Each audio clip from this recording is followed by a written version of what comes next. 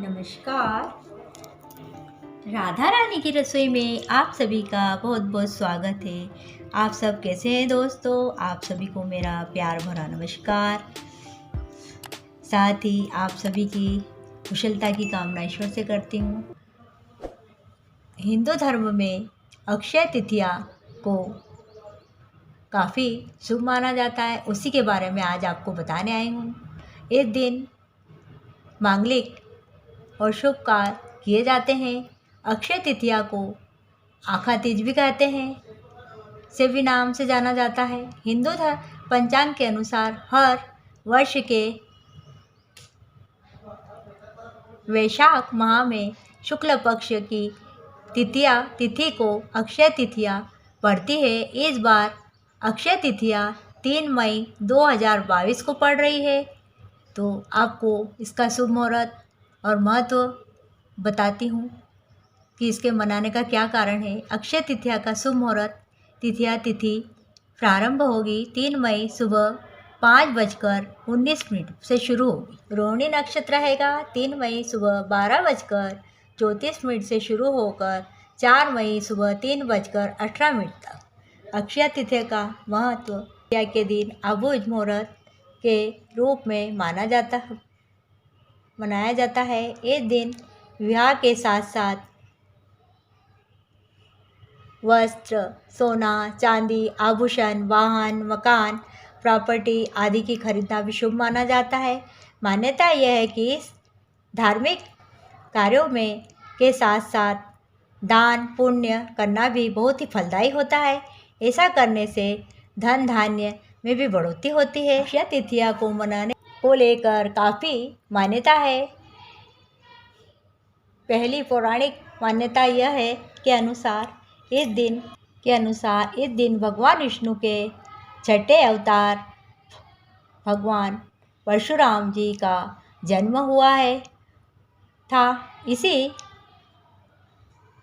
इसी के कारण इस दिन को अक्षय तृतीया के रूप में मनाया जाता है। इसके साथ ही इस दिन भागीरथ की कठोर तपस्या से प्रसन्न होकर माँ गंगा स्वर्ग से धरती पर अवतरित हुई थी। तीसरी मान्यता के अनुसार इस दिन माँ अन्नपूर्णा का भी जन्म हुआ था। इसलिए माना जाता है कि अक्षय तृतीया के दिन रसोई घर और अनाज की पूजा करने के साथ साथ भूखे को भी भोजन जरूर कराना चाहिए। अक्षय तृतीया के दिन भी भगवान शंकर से कुबेर जी का महालक्ष्मी की पूजा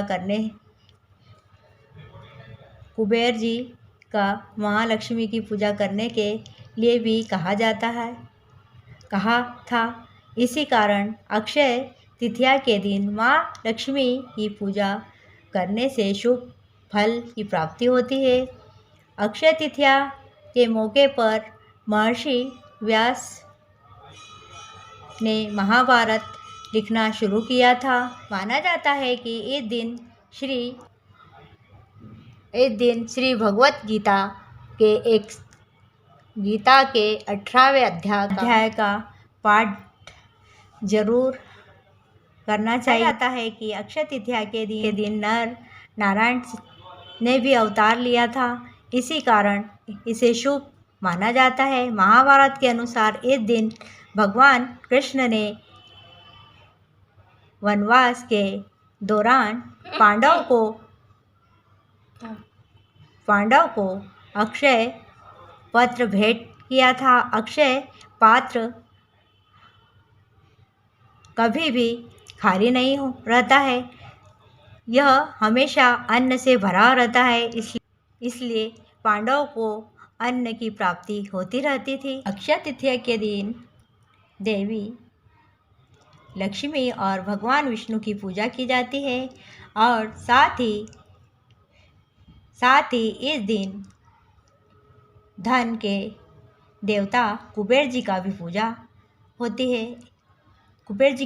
होती है। इस दिन तीनों देवी देवताओं को केला, नारियल, पान, सुपारी, मिठाई और जल चढ़ाना चाहिए। कुछ देर भगवान के सामने हाथ जोड़कर उनसे अपनी गलतियों की भी माफ़ी मांगना चाहिए।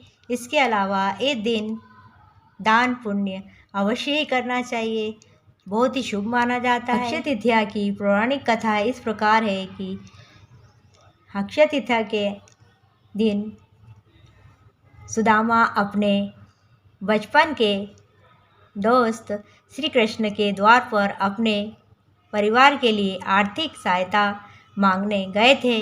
सुदामा भेंट के रूप में श्री कृष्ण के लिए मुट्ठी भर चावल लेकर गए थे, लेकिन सुदामा देने में संकोच कर रहे थे। लेकिन कृष्ण ने मुट्ठी भर चावल लेकर खाया और अपने मित्र सुदामा को आदर के साथ आदर संस्कार किया। कृष्ण का आदर संस्कार देखकर सुदामा बहुत ही प्रसन्न हुए और कृष्ण के आर्थिक सहायता के बारे में बिना कहे अपने घर की तरफ निकल पड़े।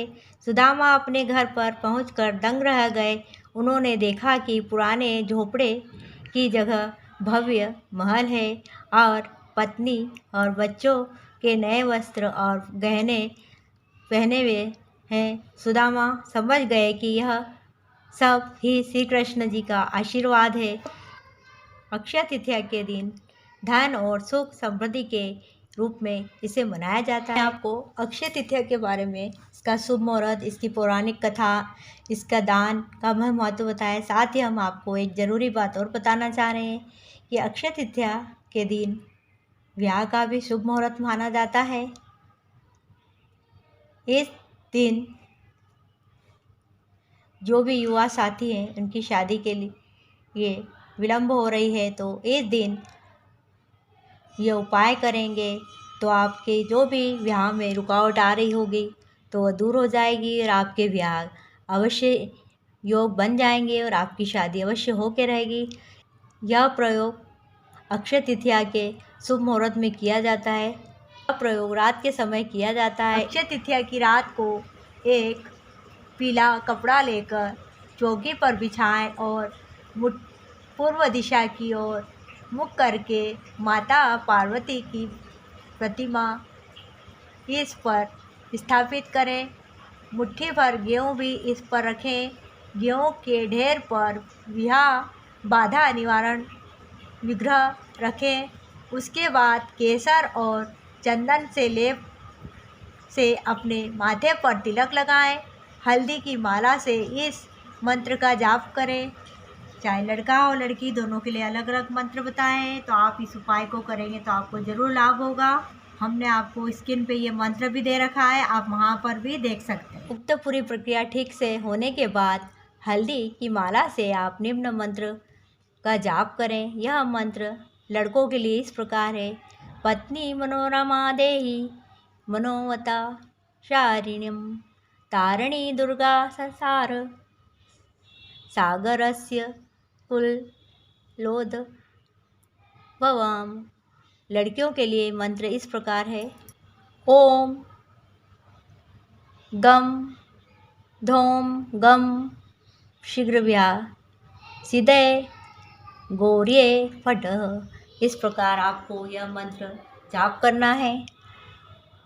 इस मंत्र को अक्षय तृतीया के 4 दिनों तक नित्य 3-3 माला का जाप करें। अंतिम दिन इस सामग्री को देवी पार्वती के चरणों में किसी भी मंदिर में छोड़कर आ जाएं। शीघ्र ही आपके विवाह हो जाएगा।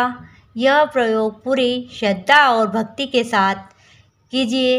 यह सिद्ध प्रयोग है, अतः मन में कोई संदेह न लाएं आप, अन्यथा उपाय का प्रभाव समाप्त हो जाता है। तो आप इस बात का ज़रूर ध्यान रखें। तो हमने आपको अक्षय तृतीया का शुभ मुहूर्त, इसकी पौराणिक कथा और इसका शुभ मुहूर्त के साथ साथ आपको शादी का उपाय बताया। तो आपको हमारा ये वीडियो ज़रूर पसंद आया होगा।